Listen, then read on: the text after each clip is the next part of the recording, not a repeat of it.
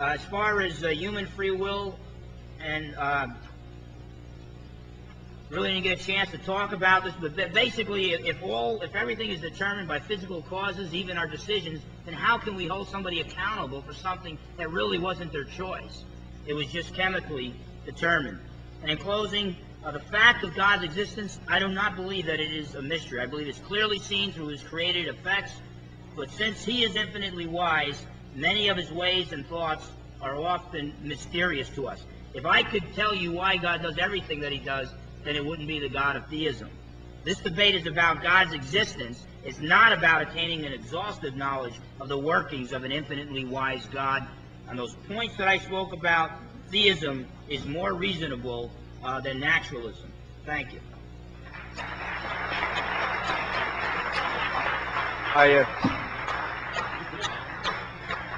A round of applause, I think, is due again for our two fine contestants. We will reassemble in a few minutes. We've got a couple of people here who'd like to take a little bit of a breather and have a little drink of water. Let's get back together in let's say 5 minutes at 10 after 3. And then okay, 10 minutes, a quarter after 3, according to consensus, and we'll have 45 minutes of question and answer.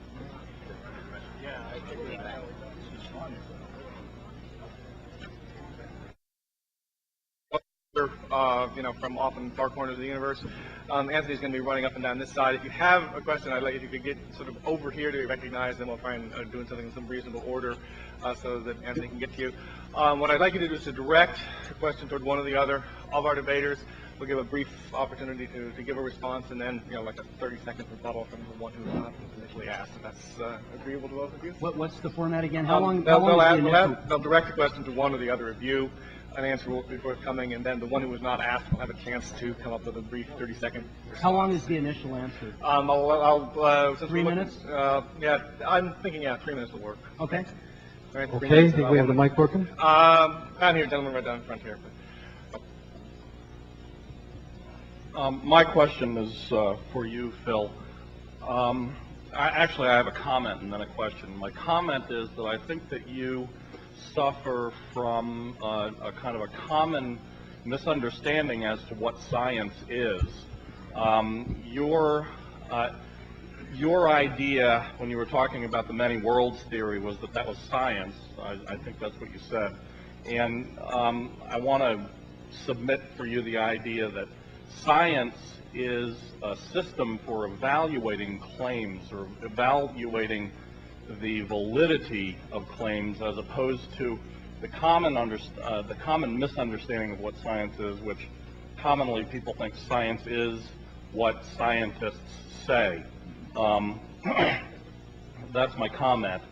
My question is, if there is a God, why was he such a bad designer?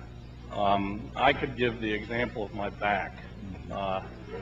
My back today, and if you talk to surgeons, as I have, they will tell you this is an incredible weak link in the human system. It was just a bad design. I am no God, but I could design a better back than the one I am afflicted with. My surgeon who did back surgery on me a couple of years ago, who thinks he is a god, he redesigned my back for me. He went in with chisel and he opened up a channel through which my nerve goes, and I suffer a lot less because of that redesign. He, I think, did a better job, even though he's a much smaller god than the one you speak of. I think we have the question. Okay, I'd like to say 4 things. First off, I'd like to preface this with the fact that I kind of have gained more of an appreciation for Daniel in the Lion's Den, because I have the impression that there's going to be a lot of people saying that I suffer from something here, and I understand that, and I'm very grateful that you're very gracious, sometimes more gracious than some of my Christian brothers and sisters are to me, with expressing our disagreements. But secondly, it really wasn't a disagreement. Maybe I didn't articulate my position well, I was saying exactly that this wild speculation is not really scientific. But a lot of people, maybe possibly lay people, that are defending the non-theistic position are using it as if it is, scientifically proven data. I didn't say that it's not scientific. I just said it was a claim that needs to be evaluated. Mm-hmm. It hasn't been sufficiently evaluated. Yeah, and I think some of those claims, by principle, they can't be evaluated. I hate to bring up, to use Anthony Fleur's falsibility principle against himself, but basically, like parallel universes, in principle, you can't look at them and examine them. There's no overlap. But you mentioned God as a bad designer. Number one, he was at least a good enough designer so that your back could be fixed. There's a healing process in human bodies so that your miniature God doctor could fix. What's the sense of fixing a broken arm if it's not going to heal? So there's a healing process there, but I don't think God's that bad of a designer. I'm a Christian theist, so I do believe God created the universe perfect, created Adam and Eve with perfect backs. We fell in the garden, and there's a lot of built-in consequences to encourage us to get back in the right direction. Okay. Real briefly, I just want to make 2 points. First, concerning many universes, I want to make it very clear that I never actually said that I believe that there are multiple universes. Remember, I was appealing to Occam's razor, and I just said that if you don't accept my claim that the alleged fine-tuning of the universe is improbable on naturalism, well, you could just as easily say there are many universes as you could say that there are God. And that would be providing an explanation in terms of the known. If you appeal to theism, that's an explanation in terms of the unknown. As far as having a bad back, I sympathize with you. I sometimes have back problems myself. And I want to emphasize that this is something that you would expect given evolutionary naturalism. We evolved from ape-like ancestors, and given that they were not upright, this is exactly what you would expect if evolution is true. All right, we have a second question right here. Yes, Phil, there's so many questions I could ask you, but I feel compelled to ask one. I'm an evolutionary paleontologist, and I knew Colin Patterson, the late Colin Patterson.